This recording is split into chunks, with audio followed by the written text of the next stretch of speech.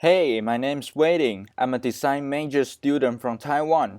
Welcome to the first episode of Shaking Burden podcast, where I share some of my silly experiences.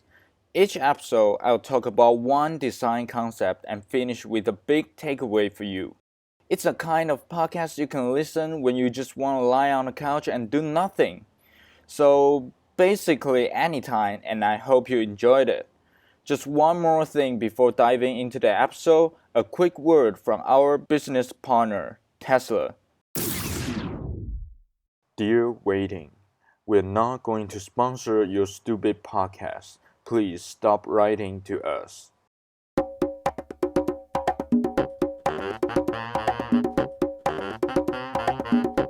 Hello everyone. I hope you're doing fine at this special time. Recently, I went back to Taiwan from the Netherlands. The flight was long and tough. Not only because I had to wear mask all flight, but also because I resisted myself from going to the toilet or eating anything the whole 13 hours. Don't judge me. It is said that it's safer this way in the corona time, and I don't want to take any risk. Besides, I'm actually pretty proud of how long I can hold my pee. It's one of the two things I'm proud of the most. The other is my iconic eyebrow. Anyway, I made it. Quick advice, if you're curious, do not drink Heineken before boarding. Trust me, I started to feel miserable at about the 4th hour. I'm having a great time in Taiwan now, even though it is sad that I had to end my exchange experience in Delft earlier. I enjoyed the time being an exchange student a lot. The design faculty is wonderful. The space, classroom, and equipment are something. I mean, in my original faculty, I think the definition of a classroom literally just means a place with desks and chairs. Yes, the air conditioner is not always working. And the students here are so active. They love to ask questions or giving remarks to the lecturer. Hey, what does this mean? Wouldn't it be better? Can this apply to the concept of the last chapter? Blah blah blah. Most of the time, they just keep asking and talking in the class. On the other hand, the situation in Taiwan is different. When the lecturer asks a question, it is usually followed by a complete silence. Therefore, the teacher becomes creative in picking the student to answer the question. The traditional way include lottery draw and what date is today. It's like, what date is today? 29th. Okay, student number 29, can you give us some feedback? And I even saw a teacher tosses a marker up in the air to the student list and see where did it land. Well, if I were the teacher with a group of silent students, I probably would toss something else on them. Anyway, let's turn to our design concept of today, empathy. Empathy is an important skill for designers to relate himself or herself to the users. With empathy, we can understand what's in the user's mind, what are their challenges and expectations, so that we can be more user-centered and make good designs for them. A common analogy for empathy is to put yourself into someone's shoes. So, as designers, we always have a lot of shoes. Sneakers, basketball shoes, running shoes, another basketball shoes. Yeah, mom, now you get it. This is an investment, huh? Next, I'll use some real-life examples to illustrate how to apply empathy. As you know, the first thing when you start a semester is introducing, and I have a little struggle in it, because it usually sounds like this. Hey, how are you? What's your name? Hi, great. I'm waiting.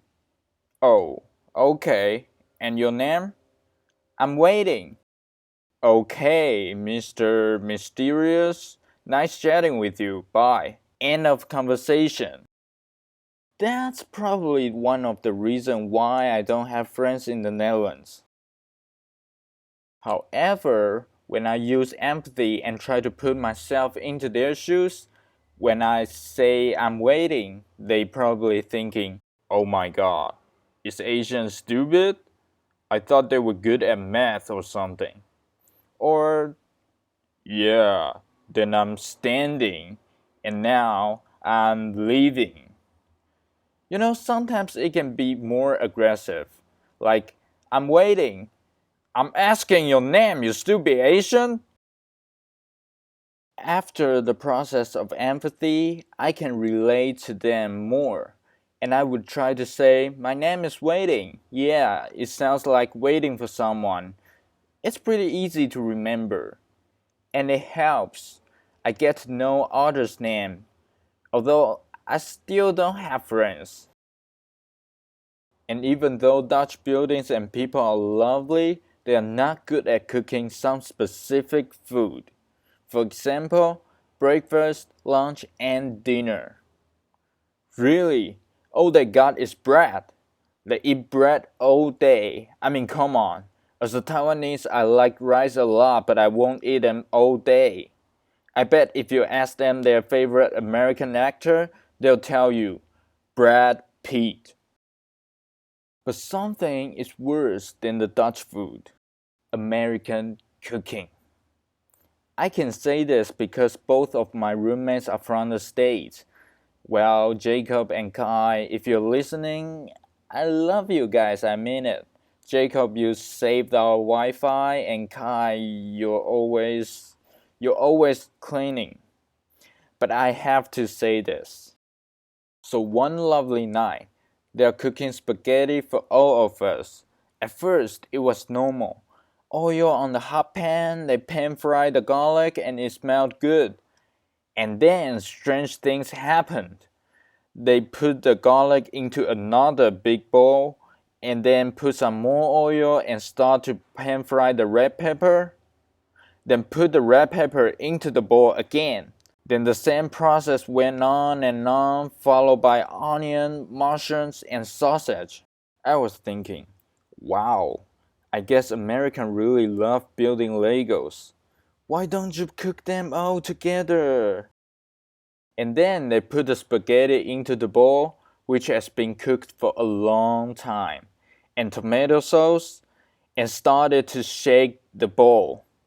Yes, they lifted the bowl and shook the bowl to mix all the ingredients. Have you ever played a game named Overcooked? It's a game which the hardest part is not to ruin what you're cooking, and the funniest part is to watch your friend ruin it. Well, that's something happening live in front of me. I was shocked, but I tried to put myself into their shoes. They may just want to surprise their roommates with, something innovative, and I should at least give them a try, or I may break their hearts. So again, empathy scores. I add them all, and guess what? The spaghetti was not bad. It was a disaster. Anyway, I became better on empathy, and it really helps me in the corona time. One day morning, I was jogging around my place and there were just a lot of ducks or geese or whatever it is, I'm not sure. But I'm pretty sure they shit a lot on the road. A lot, like the color of the road supposed to be brown, but it is green. And that day I ran into one. Let's say it is a goose. It's just standing there blocking the whole road as if it is its house. I went closer to it since there's no other path, and it roared. Have you heard of a goose roar? Well, it is intimidating and you don't want to piss it off. Then I was thinking maybe I can empathize my way out. After all the practice, I think I'm able to take on this challenge, even though it is definitely harder. Since, obviously, Goose doesn't wear shoes. I'll make the process a conversation so that you can understand it better. Hey, can you move away? I'm trying to jog now. No, it's not hard to die. I'll stay here because I want it. Sorry about the voice. That's how a goose speaks in my head. As for the British accent, I just think it would make me sound sexier. Well, Mr. Goose, then maybe I can go around you. You're not going to bite me, right? Bite you? Do I look like a stupid dog? Things started to work out with empathy, and I tried to go around it slowly, step by step. And it seems like my understanding to the goose is right. Thank you, Mr. Goose. Never mind. What's your name, by the way? I'm waiting, and then the goose stared at me. I'm asking your name, you stupid Asian! Okay, so that's the episode today. Hope you enjoyed the story of my exchange experiences and the design concept, empathy. Through the episode, I think it's clear that the big takeaway for you is do not try to talk to geese. They probably are racist. If you want me to talk about other topics or design concept, feel free to leave a comment or contact me. Look forward to seeing you in the next episode, if there's one.